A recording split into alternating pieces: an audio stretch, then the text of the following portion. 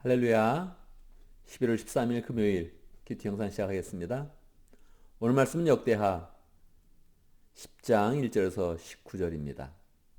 오늘 내용은 솔로몬의 아들 르호보암이 왕이 되는 그런 그 모습을 보여주고 있지요.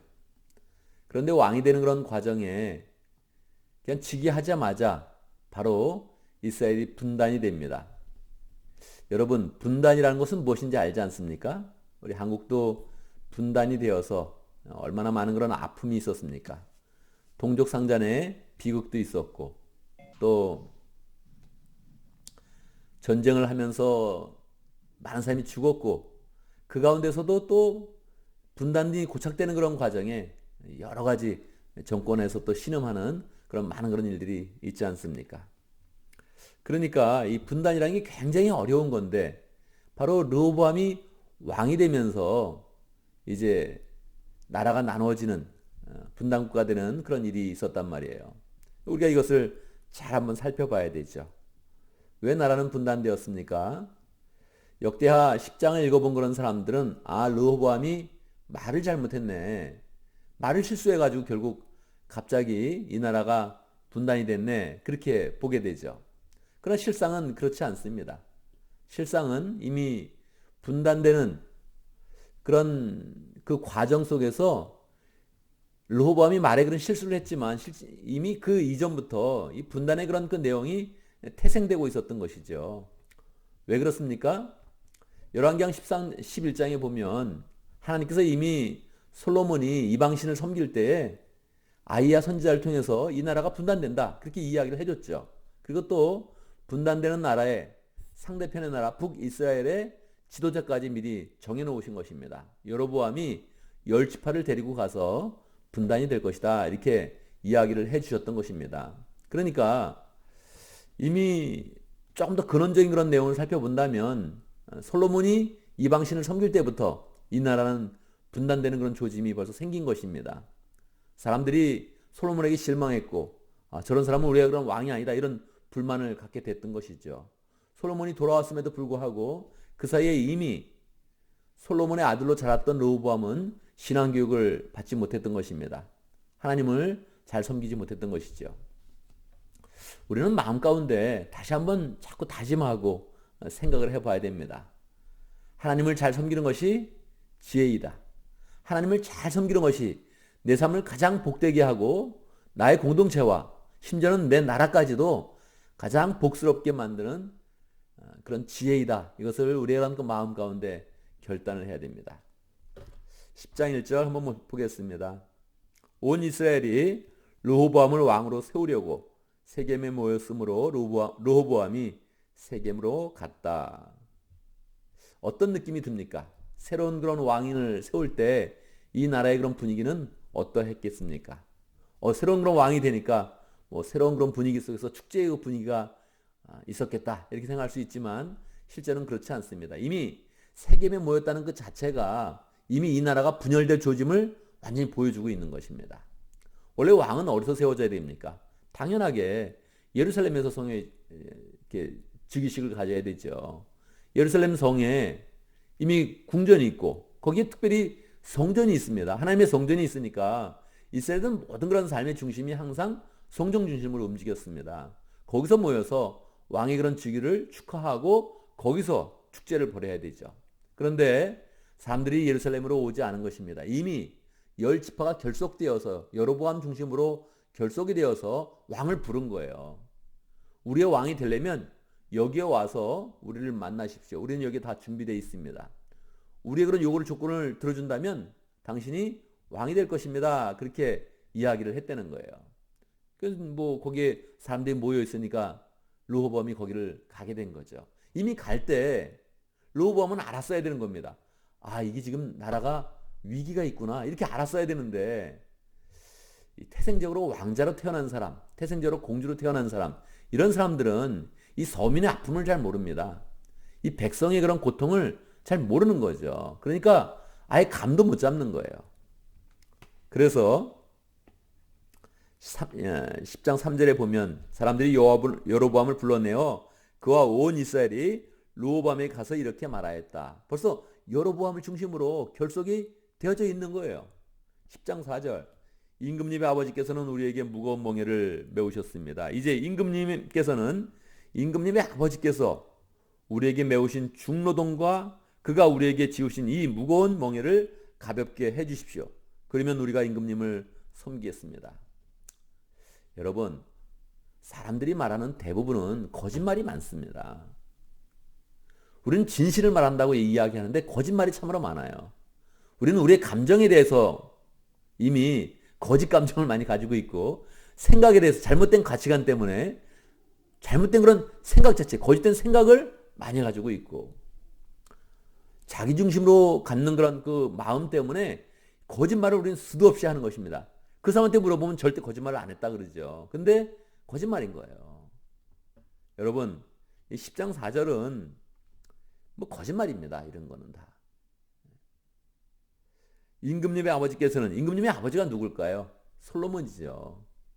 솔로몬에 대한 존경심이 없는 겁니다. 솔로몬 대왕께서는 이렇게 말해야 되는데 벌써 존경심이 없는 거예요. 임금님의 아버지께서는 우리에게 무거운 멍에를 메우셨습니다. 그랬습니까? 그랬겠지요. 그러나 여러분, 솔로몬 시대 때는 전쟁이 한 번도 없었습니다. 그러니까 솔로몬이 매긴 그런 세금 때문에 어려움도 있었지만, 솔로몬의 치세 가운데 하나님이 지혜를 주셔서 그 나라에 한 번도 전쟁이 없게 만들었습니다. 외국의 침략을 한 번도 받지 않았어요. 40년 동안 태평성대를 이룬 것입니다. 얼마나 감사한 거예요. 그런 얘기가 없잖아요. 이제 임금님의 아버지께서, 당신의 아버지가 왕이어서 왕이 됐는데 우리에게 메우신 중노동과 그가 우리에게 주신 이 무거운 멍에를 가볍게 해주십시오. 그 당시에 GNP를 따져보면 어떻게 됐겠어요? GNP가 굉장히 올라갔을 것입니다. 솔로몬 시대는 그 당시에 최고의 최강국이었어요. 주변국에서. 그렇다면 군사력과 경제력 부분에서 다 좋아졌을 거예요. 근데 세금만 얘기하는 거예요. 세금만. 이게 뭐 거짓말이죠. 그러면 우리가 임금님을 섬기겠습니다. 거짓말이죠. 우리는 임금님을 안 섬기겠습니다. 그렇게 얘기하는 거죠. 사실은 그 당시는 존댓말이 없었잖아요. 영어에도 별로 존댓말이 없잖아요. 그러니까 이거는 한국어 번역이고, 이게 뭐 야자로 말하는 겁니다. 야, 니네 아버지가 왕인데 니네 아버지 때문에 왕이 됐지? 우리한테 잘해봐. 우리가 얼마나 고생했는지 알아? 우리는 너 안 섬길라 그래. 이런 거를 아주 그냥 그 마음속에 악한 마음을 가지고 그 얘기를 시작을 하는 거죠. 르호보암이 이때 알아차렸어야 됩니다. 그런데 사흘 뒤에 오라 그러고서 이야기를 들어보는 거예요. 나이든 대신들은 그런 말을 잘 들어서 나라를 안정시켜야 됩니다 하는데, 젊은 그런 대신들은 그렇게 충고를 하지 않죠. 더 무섭게 해야 된다. 더 강력하게 해야 된다. 이렇게 이야기를 해서 르호보암이 젊은 사람들의 얘기를 듣고서 이야기를 해주죠. 10장 14절입니다. 르호보암 왕은 젊은 신하들에게 충고를 따라서 백성에게 이렇게 대답하였다. 내 아버지가 너에게 무거운 멍에를 메우셨으나 나는 이제 너에게 그것보다 더 무거운 멍에를 메우겠다. 내 아버지께서는 너희를 가죽 채찍으로 매질하였으나 나는 너희를 쇠 채찍으로 치겠다. 그래서 그냥 말로서 위험을 딱 보내야, 초반에 기선을 장악을 해야지 이 왕권이 있으나, 그런 말을 듣고서 이렇게 무섭게 한번 이야기를 하는 것입니다. 사람들이 듣겠습니까? 안 듣습니다. 안 들으려고 세검에 모인 거예요. 안 들으려고. 안 듣겠다고 마음 먹고 왕을 한번 불러본 거예요. 왕한테 가지도 않고. 듣겠습니까? 절대 듣지 않죠. 그래서 그때부터 이거 보니까 역시 안 되겠구나. 나라는 나눠져야 된다. 여로보암 중심으로 10지파가 결속을 해서 나라를 분단시킨 것입니다. 그런데 성경은 또 우리에게 가르쳐 줍니다. 10장 15절. 왕이 이처럼 백성의 요구를 들어주지 않았으니 하나님께서 일이 그렇게 되도록 뒤틀리도록 시키셨던 것이다. 주께서 이미 실로 사람 아히야를 시켜서 느밧의 아들 여로보암에게 하신 말씀을 이루려시는 것이었다. 그래서 이게 다 하나님의 뜻 가운데서 하나님이 하셨던 그런 예언이 이루어지는 그런 내용이다. 이렇게 말씀하고 있는 것이죠. 이 성경을 보면 성경의 교훈, 또 성경의 인물들을 통해서 이렇게 살아야겠다. 이렇게 우리가 본받아야 되는데, 본받는 인물이 별로 없습니다. 이 이제 반면교사고요. 이때부터 시작돼 가지고 이스라엘은 분단이 되는데 이 분단된 내내 결국은 나라가 국군이 쇠하는 그런 가운데 멸망에까지 이르게 됩니다. 북이스라엘도 멸망을 하고 그 남유다도 완전히 멸망을 하지 않습니까? 그러니까 이게 지금 분단이 되는 그런 과정이 아니라 완전히 멸망으로 가는 그런 그 내용이거든요. 우리는 이것을 반면교사로 잘 삼아야겠죠. 여러분, 한국이 왜 분단이 됐습니까? 많은 사람들은 그렇게 이야기합니다. 미국이 분단시켰다. 미국과 소련이 383을 그어놓고 우리나라를 분단시켰다. 맞죠? 그러나 그렇게 말하는 게 너무 부끄럽지 않아요? 여러분 어떻게 생각하십니까? 왜 분단됐습니까?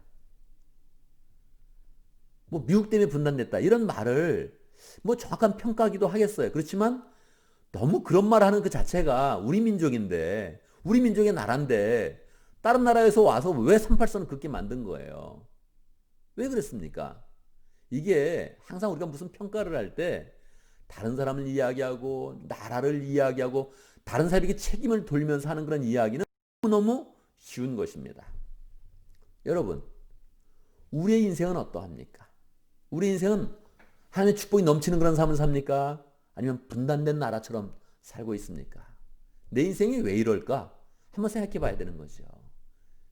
내 인생은 왜 이럴까? 정말로 이 성경에서는 계속적으로 우리에게 정확한 그런 내용 한마디를 교훈으로 주고 있는 거예요. 네가 신앙생활을 똑바로 하면 너의 이런 삶에 하나님이 보시는 축복이 넘칠 것이다. 솔로몬을 봐라.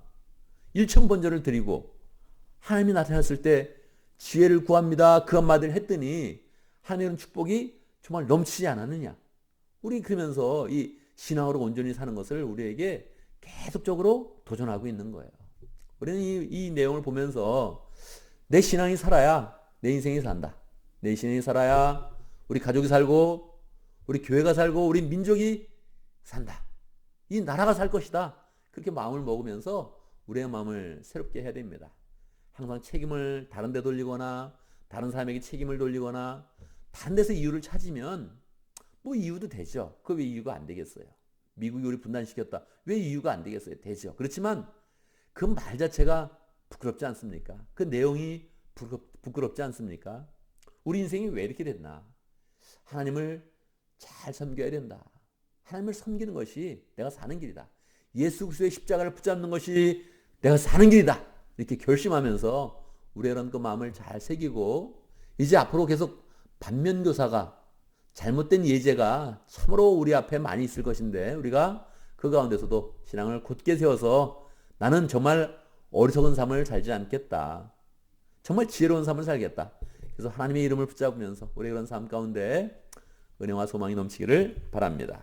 오늘도 말씀을 통해서 기도 제목을 붙잡습니다.